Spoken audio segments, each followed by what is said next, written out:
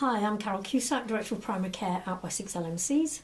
And I'm Nigel Watson, I'm the Chief Executive of Wessex LMCs. So this is the third of 3 podcasts that Nigel and I have been doing about primary care networks, trying to cut through and get down to the nitty-gritty. This one in particular really does get down to it. We're going to be talking about risk, we're going to be talking about federations, etc. So I'm going to ask Nigel some questions. Hopefully we'll get some answers. Okay, so firstly, where do federations and alliances fit into primary care networks? So federations are there to deliver services at scale. They generally won't hold GMS contracts. They may have contracts to provide various services. So federations are an important vehicle to work with primary care networks. You know, the reason we're looking for a 30 to 50,000 population is that the research shows that that gives you about 150 employees. So it's big enough to have some influence and matter, but it's small enough that everybody should know each other and is really embedded and has an ownership within the community. So federations certainly are a useful organisation to be delivering services on behalf of the primary care networks. The expectation is that PCNs will work together and collaborate, so neighbouring ones might do some things jointly, and the federation might be that provider. So if you take extended hours, for example, individual practices could deliver it. The PCN could organise it and deliver it as a single unit, but it could be that they would then work with the federation subcontracts and delivers it. Where I do have some concerns is where I hear federations think they will run the network. They could be partners in the network and work with the network, but it shouldn't be federations. This is the route for which practices will get sustainability, extra resources and address their workload. My concern is if federations feel that they can deliver all that for practices, they'll deliver all sorts of services, and whether they'll truly benefit practice or not is questionable. So federations important, work with them, but they shouldn't be running your network. Okay. And then, I mean, going on from that, there is a lot of concerning practices about what the risk is, about joining a PCN, about various things around staff. I mean, can you just outline what the risks are in year 1 and then going forwards? So year 1 is a setup year essentially, and the risks are relatively small versus the benefits.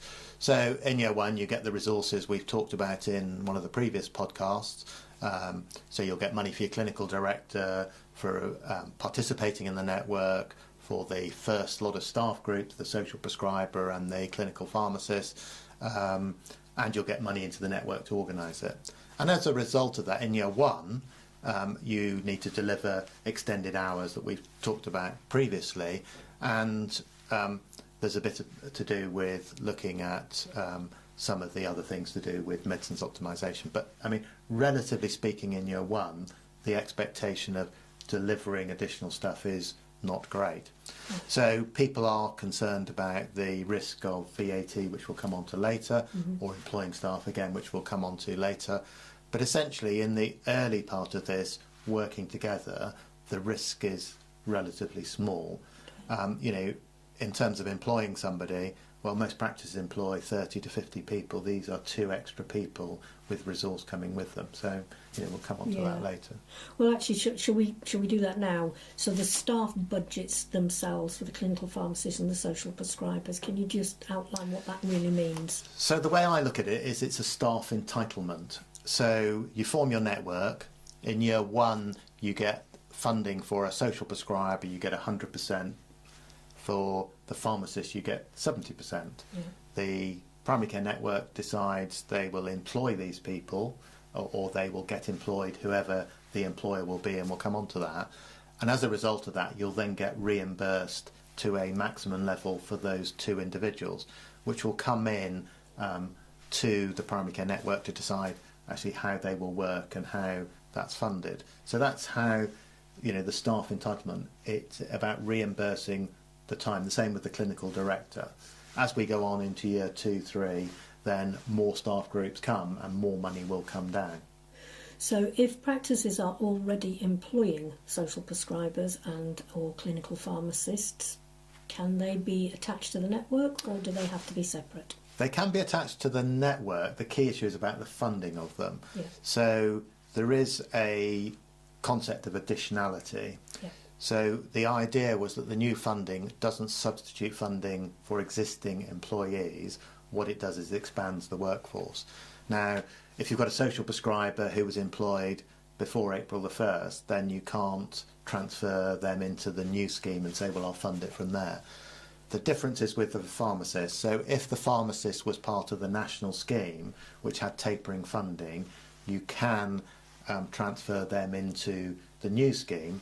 And if you have, for example, a paramedic employed in this financial year, in year 3, when paramedics come on, you can transfer them into it. But what you can't do is just look at all your existing employees and then just say, oh, we'll substitute fund. Right, okay, that's clear.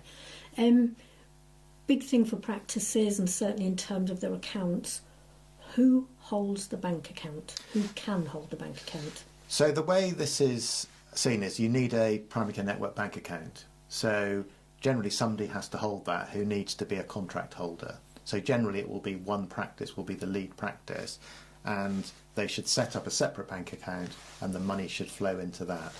We will be working through in our seminars, which we might talk about later, about the risks and liability with that. And I think there are ways, talking to the accountants, how you mitigate that risk, and in your network agreement, how you identify where that money sits, how it flows, and how you make sure you protect the individual practices against VAT, taxation issues. Okay. So how does VAT come into this thing? So what you need to do, and I'm not a VAT expert and it is quite complicated. So essentially, if you deliver direct clinical services to people, then it's generally not VAT exempt. Right. But if you deliver administrative services, then it may include liability for VAT. So for most practices, they're either not registered with VAT, they may be coming near the VAT threshold, or they are registered with VAT. And all those three groups will have an implication on how you structure your primary care network, how the money flows and where it goes. So we do need to be aware of the risk of incurring VAT when we employ people and how they work. So for example, if you have a pharmacist, if they are delivering direct patient care to individual patients, work on discharge summaries, long-term conditions, then my understanding is that that is not VATable. Okay. But if they do medicines management in terms of looking at the whole practice and working in a more, inverted commas, administrative way, that might be deemed to be VATable. Right. So as we work through this, and that's part of where we need not just guidance but how we interpret the guidance, we just need to make clear that the funding flows mitigate the risk for practices, and if it is unavoidable that we incur costs of VAT, that's built into the network, that it doesn't become a risk to a single practice. Yeah.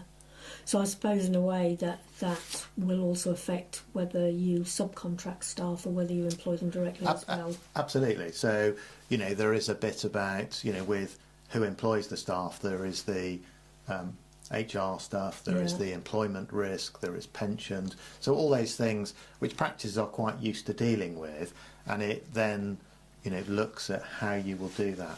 I mean, I would say that, going back to the risk element, in year 1 the risk is relatively small.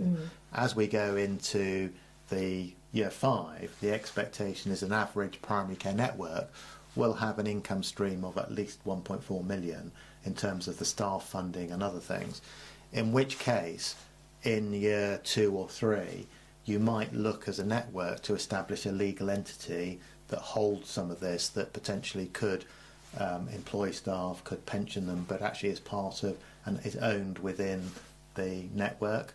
But our advice would be, let's just evolve this rather than panic and go straight to some sort of legal Because actually that was my next question.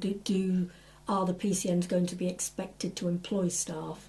So I think what you're saying is probably not initially. Well, I think you could. So, take the clinical pharmacist. We've got a number of CCGs who have said, they might be prepared to employ them, or federations or different organisations working with trusts. And what the PCN needs to work out is, if you're going to mitigate your risk by doing that, is there any comeback in terms of VAT or taxation? Yeah. Are you going to, if you're not employing them, are you going to control them on a day-to-day basis so you aren't working for them? And most organisations, if they're going to hold that risk for you, will want a premium to do it. So you will use some of your funding up to mitigate that risk. Yeah. So they are decisions which need to be made at a local level and will vary from primary care network to primary care network. And of course, on that issue, there are CQC implications as well. But don't worry about that, I can answer that one when we need to. You're the expert on CQC, not me. Okay, so that's great. I think we've covered everything. Do you just want to mention the seminars that we're going to be doing that you've mentioned earlier? Yeah, so will reiterate, I'm not a legal expert or a financial expert, and I can't give you financial or legal advice, but we do work quite closely with the specialist medical accountants and specialist medical lawyers, and we will be holding a series of seminars over the next month to help primary care networks answer all those questions that they've got, to allow them with that evolution, the setup, and try and mitigate the risks that are there. Brilliant, thank you. Hopefully we've answered most of the things that have been bothering you, but keep your questions coming into the office and we'll cover them in later podcasts. Thank you. Thank you.